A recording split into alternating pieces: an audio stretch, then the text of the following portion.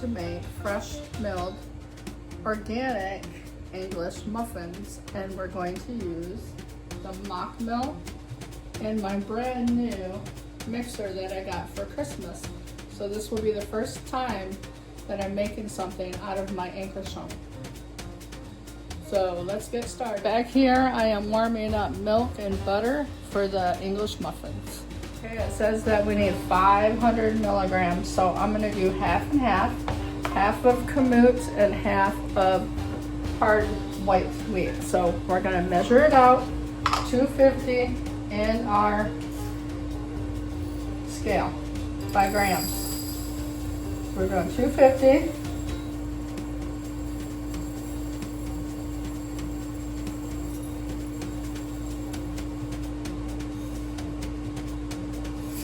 A little bit more. I'm going to take a little bit out, so put it back. We need 250. That's 250, perfect. And then we need 250 of the kamut, so half and half. So we'll tear it out and do 250.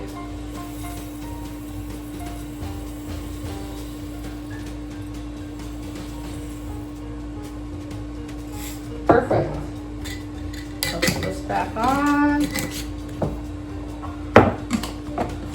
Take the lid off my mill and turn it on and pour it in there.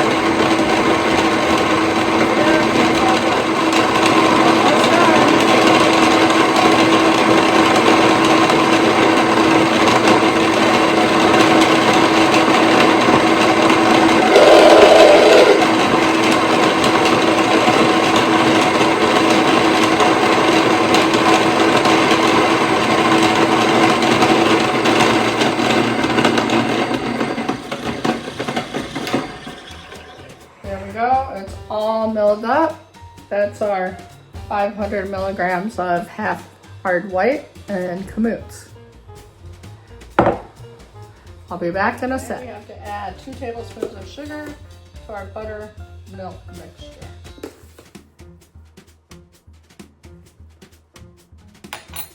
We just did that, we added that. Now it says to pour it into our stand mixer. So this is quite hot, so I'm gonna pour it into my mixture, or my mixer.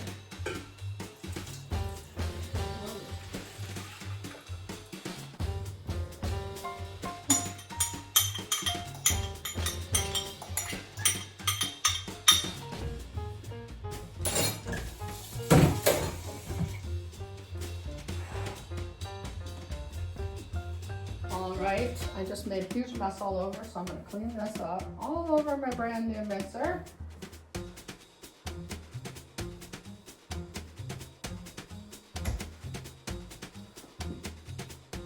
Sorry about that. Now, I'm going to look at the ingredients and see what's next. We need to add our 1 teaspoon of salt. And then we need to add our egg.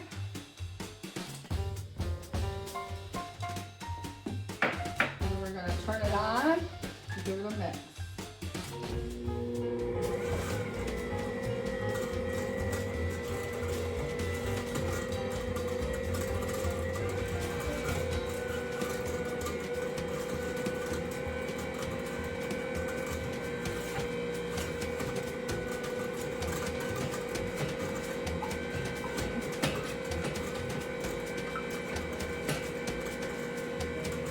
Turn this on.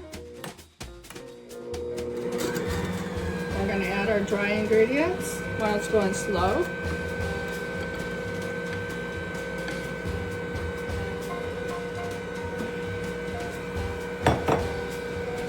just a little bit.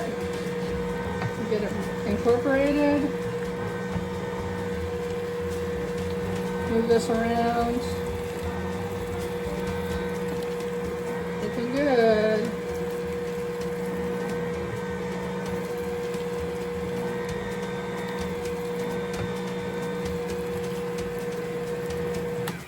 It's all incorporated. Now I'm gonna pop this off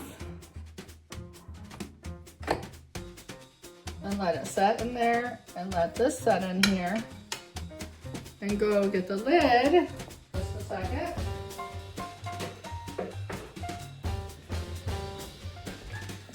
Put the lid on and let it set for 15 minutes to autolyze. Okay, I set a timer for 15 minutes and we'll be back with you after the 15 minutes to start the kneading process. Okay guys, our 15 minutes are up.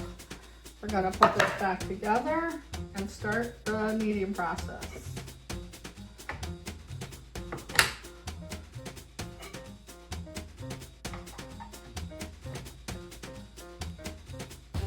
Okay, I'm gonna turn it on.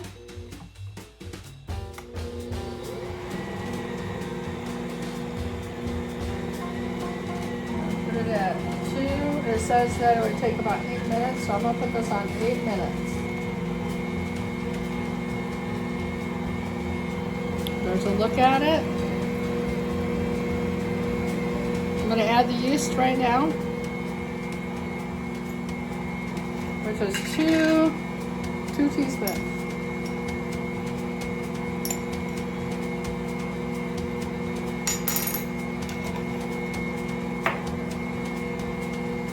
Just gonna let that mix up.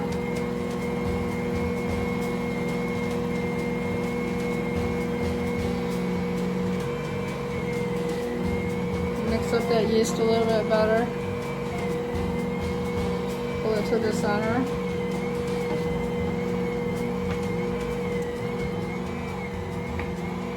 I'll pull this in and lock it.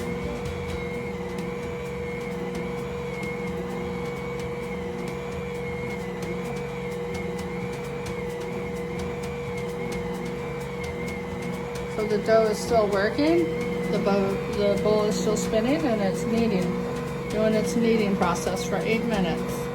And then we'll check it. The dough is still mixing. We're just waiting for that 8-minute time to get done so we can check it for the window pane. It's going good, going strong. I really like this new machine. I think it's going to be cool to have it for all my bread making. It's not too noisy either.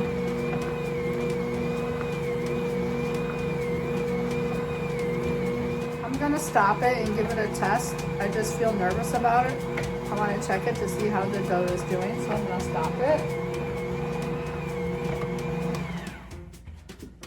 And give the dough a check. Pull it up. It's a little bit sticky.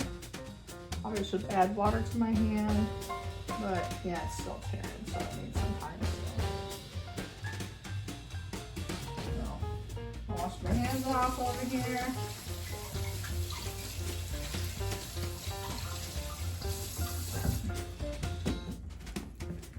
Start it back up for 4 more minutes. And then we'll check on it in 4 minutes. I'm not sure why I felt nervous. It's my first time ever using it, so I wanted to give it a check. But it's looking good. The dough is starting to come together more. As you can see, it's looking good. It's got about 2 more minutes for the 4 minutes, and then we'll check it.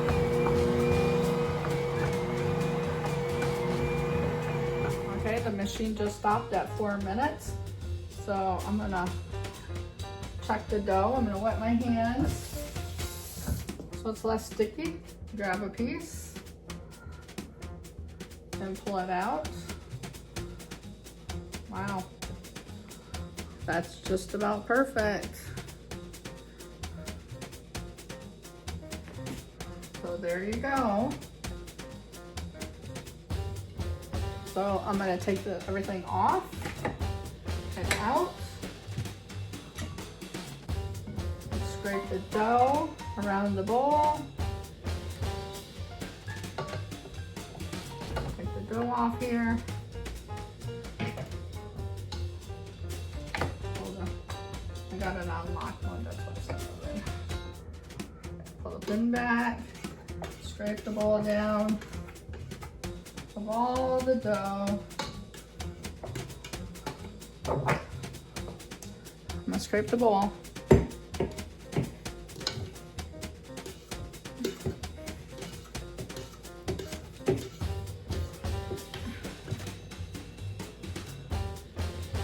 I'm gonna turn you around here and throw out some dough on the counter so we can take it out.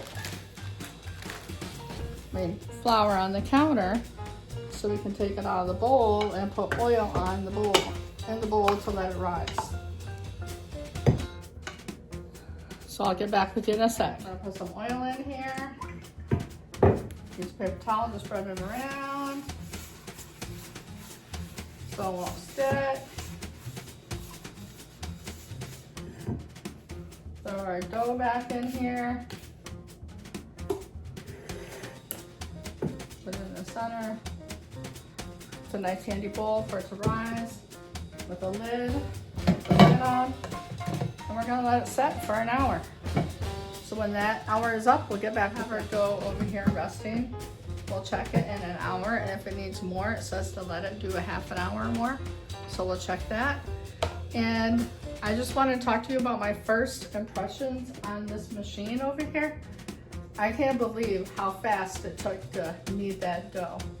With my KitchenAid, it would take a long time, and it would actually burn it out where it was so hot that I had to take it out and hand knead it to finish the job.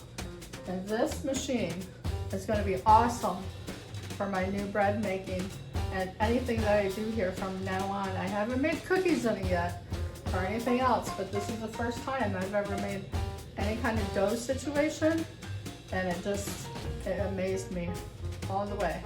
Way more than my KitchenAid ever would have done. And it's very powerful and it worked well. So I'm very impressed with it. I know it's a pricey machine, but it works very well.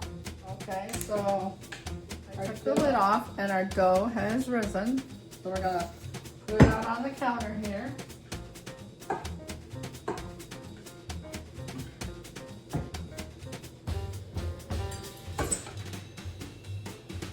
We don't want to mess with it too much, it said. We don't want to deflate it. I'm just going to try to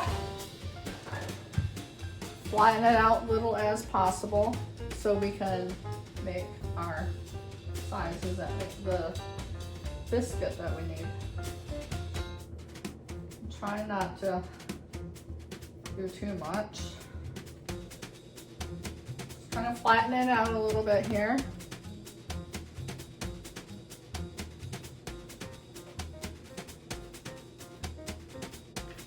And we're going to take our ring and cut out little biscuit sizes. I put some semolina flour on the parchment paper so it won't stick. And we're just going to stick them like that on there and see how many we can get.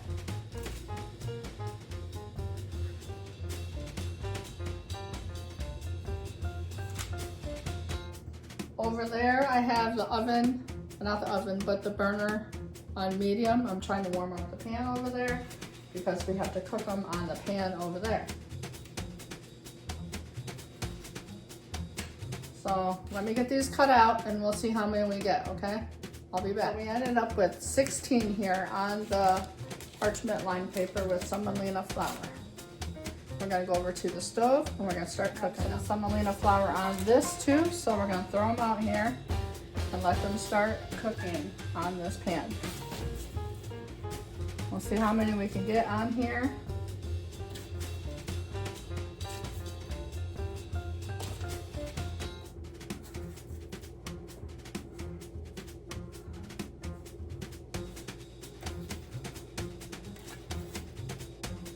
gonna bump it up to medium. We're gonna let them cook. I'll be right back in a sec. I'm gonna move these pans into the oven and put a wire rack on the area. We're all set up. It says that we need to have the temperature of the internal of the dough at 200.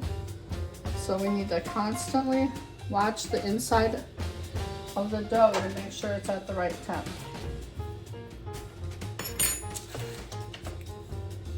So I'm just gonna flip these ever so gently because we want to be careful with them.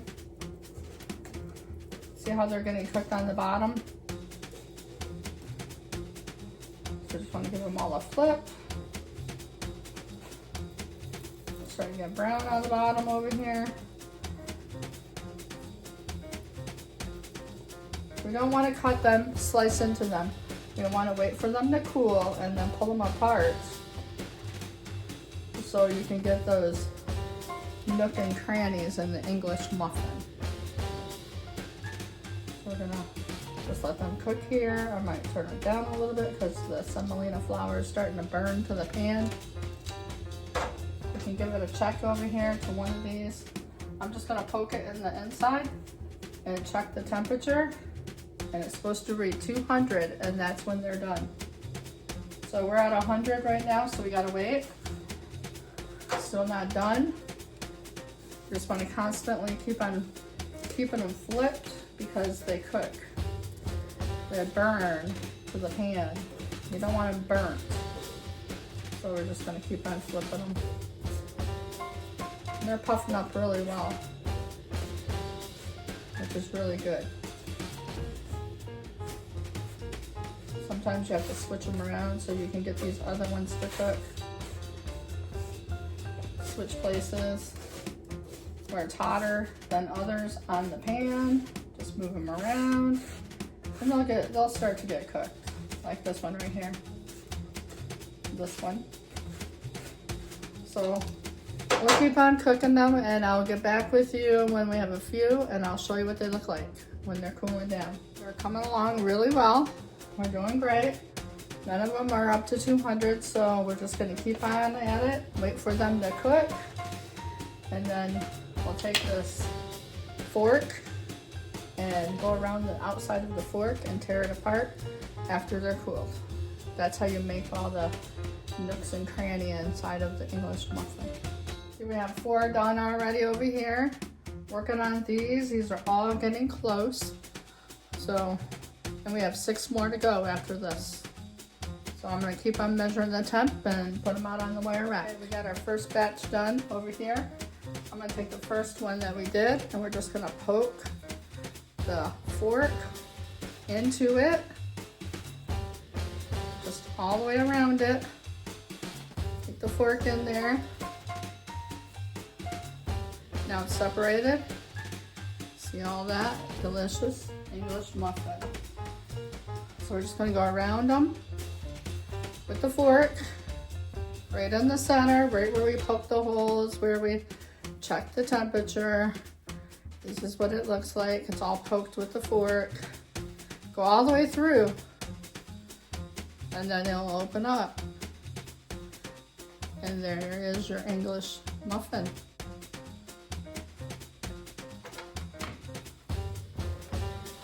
So we're gonna open them all up and lay them out so they can cool more, okay? I got all the first batch already cut and they look beautiful on the inside. You'll never go back once you make homemade English muffins. Ready to go for egg, cheese, sausage, whatever you want to use them for. They're perfect.